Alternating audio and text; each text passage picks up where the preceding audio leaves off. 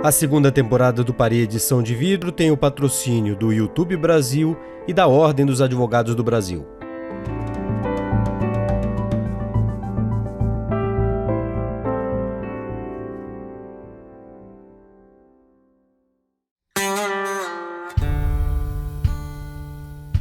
A urna eletrônica era uma realidade. E o Tribunal Superior Eleitoral estava orgulhosíssimo da sua realização. Giuseppe Janino, que passou a ser o responsável por cuidar das urnas, recebeu uma missão: viajar para o norte do país depois da segunda eleição com a nova tecnologia para falar bem das urnas eletrônicas. Ele colocou seu terno, sua gravata, que não iam combinar em nada com a temperatura que encontraria quando pousasse, e se preparou para uma recepção literalmente calorosa. Foi na eleição geral em 1998, eu estava no TSE, né, já na equipe dos ninjas, estava trabalhando em todo o processo, e aí fui chamado pelo secretário na época e disse: olha, Giuseppe, eu tenho uma missão para você, é um estado aí do norte, você precisa chegar lá e simplesmente explicar como funciona, para eles ficarem mais tranquilos, porque eles não estão aceitando muito bem o resultado lá. Eu, tá bom, onde é que eu vou? Agora, daí jogou a passagem na minha frente. No aeroporto, vou descendo do avião, aí vejo que tinha um grupo, uma pequena multidão. E aí, quando eu apareci na escada, para comecei a descer, a multidão ficou mais, assim, eletrizada, né? Pô, que bacana, né? Uma recepção calorosa, vieram me receber. Aí comecei a abanar, enquanto eu abanava, aí ficavam mais eletrizados, né? Pô, que bacana, eu tô agradando, tô dando tchauzinho. Tá. Aí, de repente, passa um pedaço de pau, um tomate, uma garrafa, um grupo de pessoas de preto, né? Policiais, me jogaram, vem com a gente, vem com a gente. Me foram me conduzindo, praticamente jogaram no banco de trás de um carro, fecharam a porta, o carro saiu fritando pneu e a multidão vindo acompanhar atrás do carro. Né? Aí eu perdido, o que está acontecendo? Você abaixa, depois eu explico. Tá. Disse, o negócio é o seguinte, essa multidão aí que foi te receber é um grupo que não está satisfeito com a eleição, souberam que viria um técnico do Tribunal Superior Eleitoral, explicar, e eles vieram aqui te cobrar o resultado, eles querem que você mude o resultado, na verdade, né? Então, a situação é essa, que fria, né? Aí, então, no dia seguinte, levanto cedo e vou lá para o TRE para fazer o meu papel, né? De explicar, a minha ideia era simplesmente ter uma conversa com um grupo de meia dúzia de candidatos, explicar e convencê-los, né? O pessoal está te esperando, eu disse, o pessoal, tá bom, tá. Eu vou caminhando um corredor e nisso passo por uma sala, e tinha uns técnicos que faziam manutenção nas urnas, né? E as urnas naquela época, elas tinham uma bobina de papel que imprime o BU, né? Antes, na primeira versão, imprimiu o voto, que aquilo foi abandonado, ela imprimia o BU no final. Então, aquelas bobinas, elas precisam ser trocadas de um turno para o outro, tal, tem manutenção. Então, é um técnico que ele tem uma chave de fenda, ele vai lá, abre a portinha, tira o rolo de papel e bota um outro e fecha com a chave de fenda. Aí, nisso que eu estou passando, aí eu olho para o lado assim e vejo um técnico lá, coitado, fazendo uma substituição numa bobina. Aí um dos candidatos olhou: olhem, ele está mudando os resultados, ele está mexendo no software. Aí correram em direção do carro, o técnico se apavorou, saiu correndo, foram atrás dele, aí volta o técnico já com a camisa rasgada, toda amassada e tal. Eu disse: peraí, gente, deixa eu explicar aqui. Não é possível alterar o resultado com uma chave de fenda. É software. E isso é uma chave de fenda. Software, chave de fenda, não é possível. Aí o pessoal ficou meio assim, pensando bem e tal. Essa foi uma cena muito engraçada, né? Inclusive virei manchete, meu relatório depois foi manchete do jornal principal lá. Então, foi uma das histórias assim que realmente emblemáticas, né? E que se tivesse um outro final, certamente iria comprometer seriamente o processo eleitoral. Desde o início houve quem desconfiasse dos resultados das urnas eletrônicas. 20 anos depois deste episódio, uma outra história emblemática, essa com final um pouco diferente, comprometeria de fato o processo eleitoral.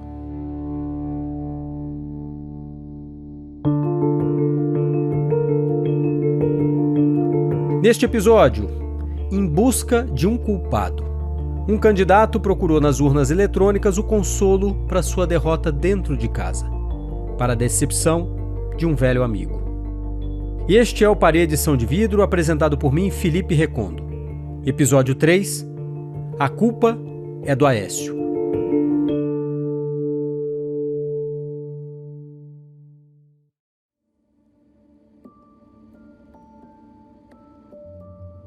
Existia uma sala secreta no TSE. Bom, não é que fosse assim tão secreta, até porque muita gente sabia da sua existência e muita gente podia entrar nessa sala. Servidores autorizados, representantes de partidos políticos, desde que respeitassem uma regra clara. Nada do que fosse falado ou revelado lá dentro podia ser transmitido para o lado de fora. Portanto, nada de celulares, nada de computadores, nada de e-mails. Mas como garantir um segredo com 10, 15 pessoas lá dentro? Ainda mais em se tratando de um segredo pelo qual todo o país esperava. A eleição mais acirrada da história da democracia brasileira. Disputa que, por causa do fuso horário do Acre, 3 horas atrás em relação a Brasília, ganhou ainda mais emoção. Durante essas 3 horas, apenas 30 técnicos tinham acesso aos números. Eles ficaram isolados, sem acesso a celular, numa sala do TSE. Impossível. Sempre começava a vazar alguma informação. E em 2014, começaram a vazar dados de que Aécio Neves estava vencendo a disputa presidencial contra Dilma Rousseff. Não havia números precisos, mas a simples informação de tendência já era o suficiente para animar os apoiadores de Aécio, reunidos no apartamento de Andréia Neves, a irmã do candidato. O clima era de contida euforia. A televisão ligada o tempo todo na Globo News, o jingle de campanha tocando alto como fundo musical. A todo momento, mais pessoas chegavam para cumprimentar aquele que poderia ser o próximo presidente da República. Políticos, artistas, autoridades, todos queriam abraçar Aécio Neves. Outros queriam presenteá-lo e presentear também a sua irmã, tão importante para sua carreira política. Todo aquele movimento deixava no ar o cheirinho da vitória. Quando a sala secreta se abriu, quando as urnas do Acre fecharam, os resultados começaram a aparecer nos terminais do TSE. Muito bem, nós já temos condição agora de começar a ver a marcha da apuração oficial de votos dessa eleição. Vamos aos primeiros números, já temos números, Catiúcia. Números, sim, os primeiros resultados. Às 17 horas e 5 minutos, Aécio Neves seria o novo presidente da República. Naquele exato instante, 67,7% dos votos apurados eram dele. A sua adversária, Dilma Rousseff, tinha apenas 32,3% dos votos no segundo turno. Os brasileiros que viviam fora do Brasil já tinham dado vitória ao candidato do PSDB. O clima era de entusiasmo. O telefone de Aécio e dos assessores não parava de tocar ou de receber mensagens. O tempo foi passando, a vantagem foi sendo mantida, mas às 19 horas e 32 minutos, o clima de festa acabou. O jingle da campanha não parava de soar ao fundo em meio ao silêncio fúnebre de Aécio e dos seus aliados. Alguns deles saíram de fininho, como o apresentador Luciano Huck. Dilma Rousseff virou o jogo. Dilma na frente, com 50,99% dos votos. Aécio, 49,01%. E ainda faltava contar os votos de 21 mil urnas. A apuração total foi concluída após a meia-noite com a chegada dos votos de uma comunidade no município de São Paulo do Olivença, no Amazonas. Por ser uma comunidade de difícil acesso por terra, a transmissão dos votos seria feita por satélite, mas acabou falhando. Os funcionários da Justiça Eleitoral no local tiveram então que retirar a mídia da urna com os dados de votação e levar até outro ponto de transmissão, e para isso tiveram de usar uma voadeira, aquela pequena embarcação utilizada na região. Mas essa voadeira teve um problema, parou por falta de gasolina. Então uma segunda voadeira foi mandada para pegar o arquivo e levar para a Justiça Eleitoral. Problema que essa segunda voadeira também teve problema, acabou encalhada. E aí uma terceira embarcação foi ao auxílio das outras duas, mas os tripulantes não conseguiram achá-las. Sem saber exatamente o desfecho dessa novela, os funcionários da área de tecnologia do TSE receberam os votos somente aos 17 minutos do dia seguinte e deram como totalizada a apuração das urnas. Olá, boa noite. Está no ar aqui no SBT o programa Eleições 2014. Com uma diferença de apenas 3% dos votos, Dilma Rousseff do PT foi reeleita presidente da República. Depois de uma campanha... Aécio Neves perdia uma eleição em que parecia favorito para uma candidata que ele considerava fraca e que fazia um governo mal avaliado. E tão mal avaliado que depois terminou em impeachment. Como justificar a derrota? Como acreditar que o candidato visto como símbolo de uma política moderna perdia para uma petista mal avaliada, politicamente inábil num governo marcado por um gigantesco esquema de corrupção? E mais, como justificar a derrota para si mesmo? O candidato jamais perde a eleição porque o eleitor não votou nele. Paulo Camarão, um dos pais da urna eletrônica. Ele perde a eleição porque... o meu adversário usou a máquina pública, meu adversário comprou voto, a urna roubou de mim. Porque ele tem que ter satisfação, pô. Ele tem que ter satisfação com a família dele, com os cabos eleitorais dele, os correligionários dele. Ele jamais vai chegar claramente a dizer, perdi a eleição porque o eleitor não votou em mim. Aécio Neves precisava achar um culpado. Precisava de alguém que comprasse a sua ideia. Alguém que assinasse um pedido para que as urnas passassem por uma recontagem, uma auditoria inédita. Aécio precisava que os seus advogados assinassem e protocolassem essa petição no TSE. Um deles integrou a primeira missão do TSE aos Estados Unidos para conhecer o sistema eletrônico de votação. Além disso, Caputo Bastos era ex-ministro do TSE. Em 2014, na época, eu, Marcelo Ribeiro, que também foi ministro do tribunal, trabalhávamos para um candidato e chegou a informação de que está havendo fraude. Aécio pediu aos seus advogados de campanha que contestassem o resultado das urnas. Entretanto, 2 deles se recusaram. Eu digo, olha, esse aí não conte nem comigo, nem com o Marcelo. Nós não vamos levar esse assunto adiante. Eu me recuso, eu acho que eu passei minha vida inteira sendo informado sobre a urna, acompanhando o desempenho da urna. Não vou questionar resultado de urna a essa altura da minha vida. Não vou, nem eu, nem o Marcelo Ribeiro. Mas Aécio conseguiu convencer um terceiro advogado, José Eduardo Alckmin. Agora, de onde vinha a suspeita de Aécio? O PSDB dizia que eleitores relataram que, ao chegar à sessão eleitoral para votar em Aécio, não puderam fazer isso porque alguém já teria votado em Dilma no lugar deles. Onde estavam essas suspeitas? Muitas delas nas redes sociais. Toffoli era o presidente do TSE e ficou revoltado com o pedido do PSDB. Telefonou para os advogados para tentar demovê-los dessa decisão, de um precedente que ele considerava bastante perigoso. O ministro João Otávio de Noronha, corregedor do TSE na época, mineiro e simpático à candidatura de Aécio, também classificou o pedido como absurdo. O Ministério Público também foi contra. Mas o PSDB insistiu e conseguiu a liberação para fazer a auditoria posterior às eleições. E daí surge um problema. O partido consegue fazer a auditoria? Sabe como fazer? Melhor, sabe o que quer achar? Mais uma vez, Giuseppe Janino.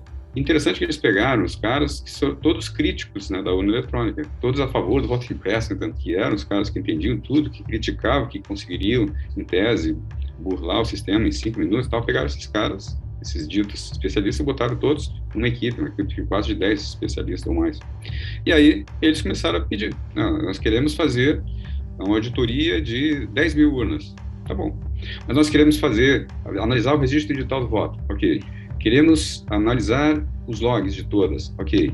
Queremos os boletins digitais impressos. Ok. Queremos os resultados gerados na totalização. Ok. Queremos analisar todos os códigos fontes de todos os programas. Concedido. Tudo foi concedido, né?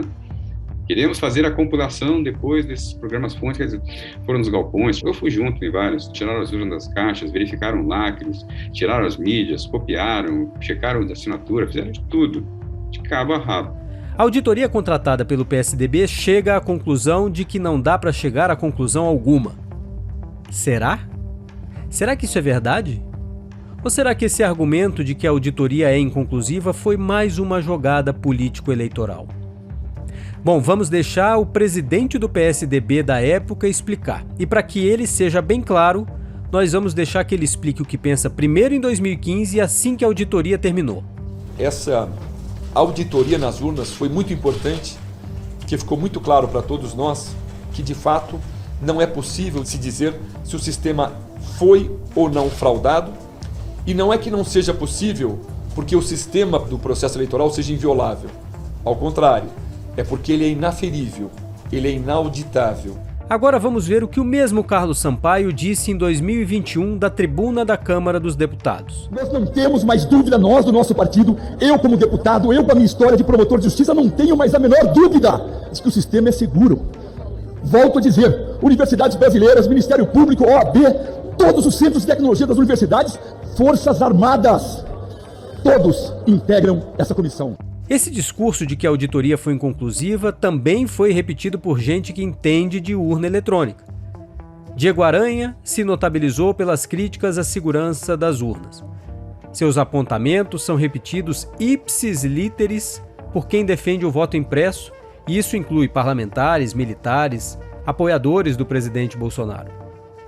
E sobre Diego Aranha nós vamos falar mais no episódio 5, mas vamos trazê-lo aqui rapidinho para ouvir o que ele fala sobre essa auditoria.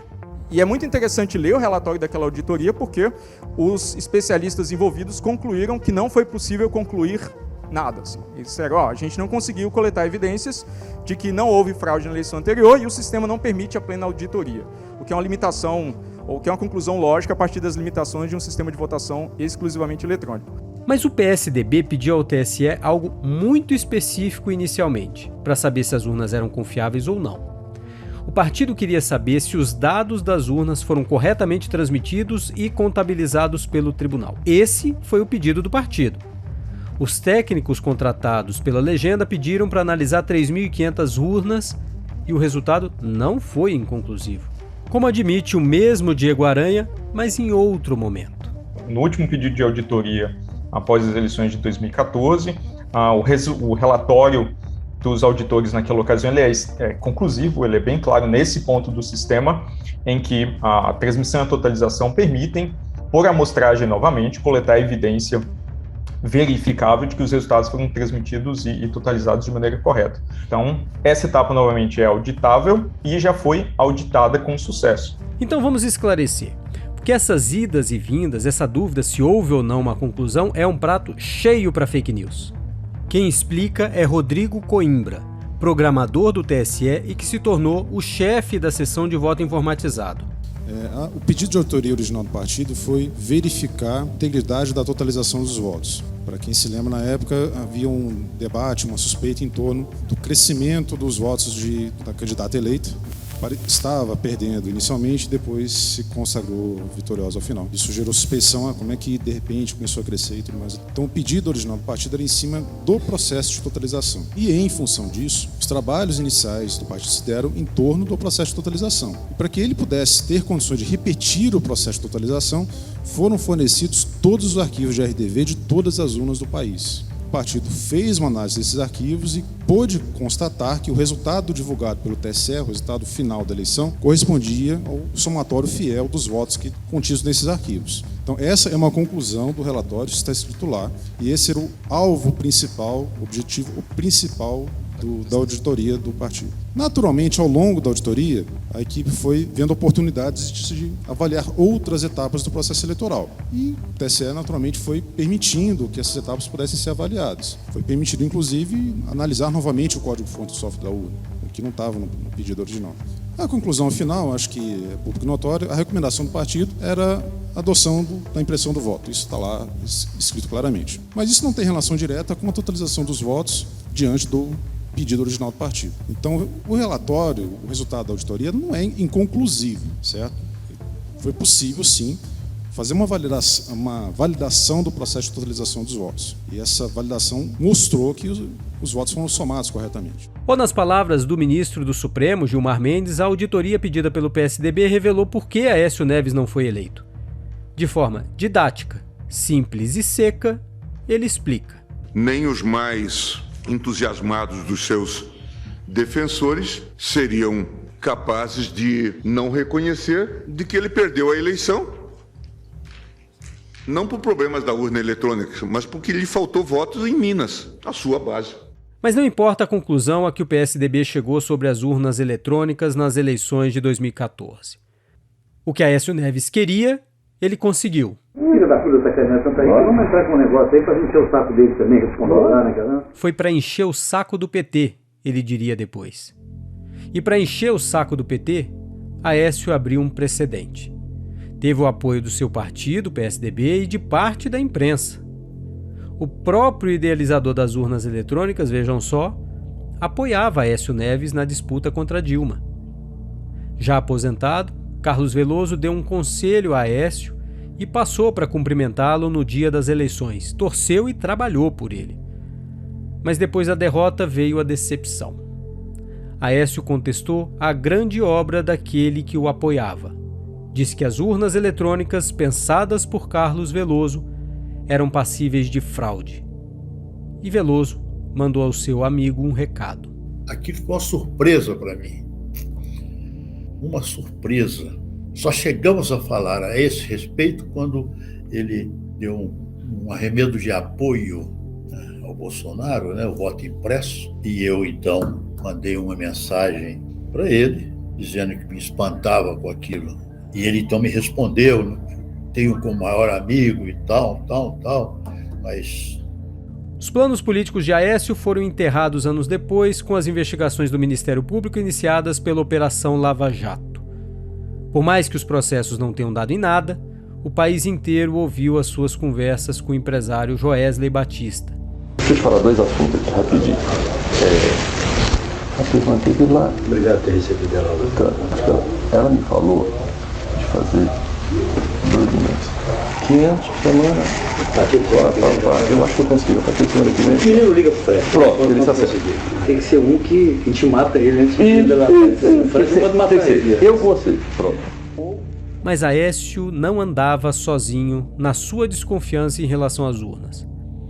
Quem primeiro levantou essa bola, não querendo reconhecer sua derrota na disputa pelo governo do Distrito Federal, foi um candidato petista. Em 2002, aqui no Distrito Federal, foram para o segundo turno Geraldo Magela e o Joaquim Roriz. No primeiro turno, o Geraldo Magela teve mais votos do que o Joaquim Roriz. No segundo turno, ele perdeu. E ele não se conformava de ter perdido no segundo turno, porque ele chegou no primeiro turno a 49,85% dos votos. Faltou coisa de 0,15% para se eleger no primeiro turno. E ele começou a entender que o problema era na urna eletrônica, que foi o projeto de lei que depois redundou nessa segunda legislação a respeito de voto impresso. Magela, ao contrário de Aécio, não conseguiu levar suas desconfianças adiante. Até porque, como disse o ministro Toffoli, o problema não eram as urnas, mas a suspeita de compra milionária de votos em Brasília.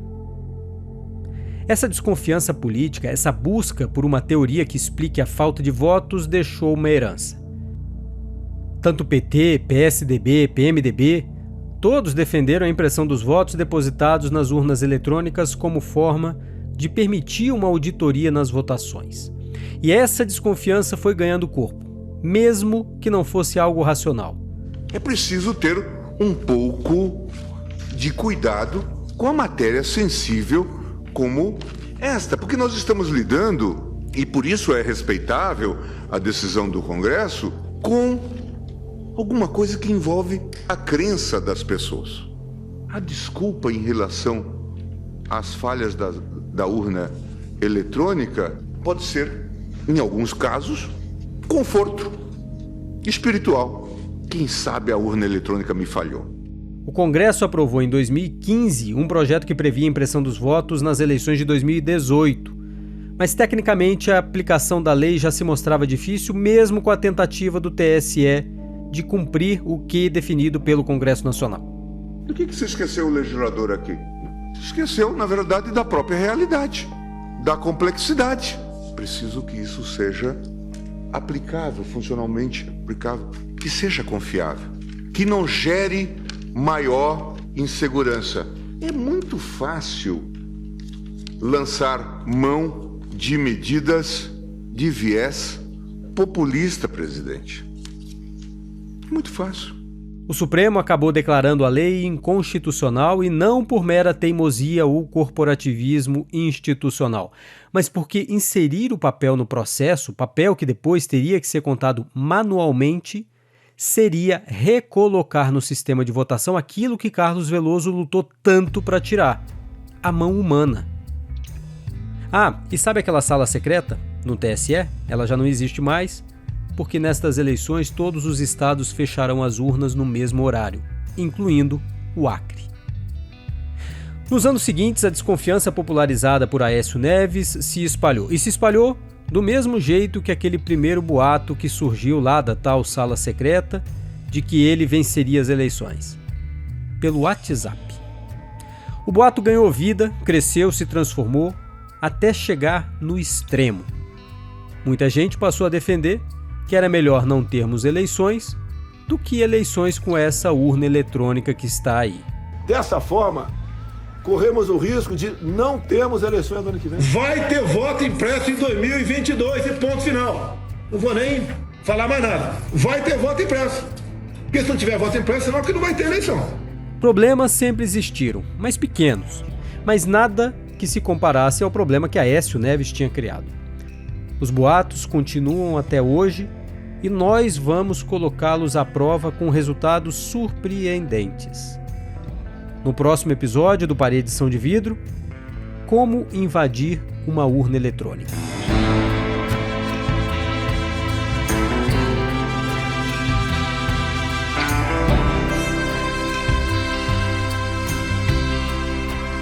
Paredição de Vidro é um podcast do Jota, patrocinado pelo YouTube Brasil e pela OAB. Tem o apoio institucional do Tribunal Superior Eleitoral. Nosso produtor, roteirista e editor é Eduardo Gomes. Alexandre Aragão é o nosso produtor investigativo. Paredição de Vidro tem a produção executiva, roteirização e é apresentado por mim, Felipe Recondo.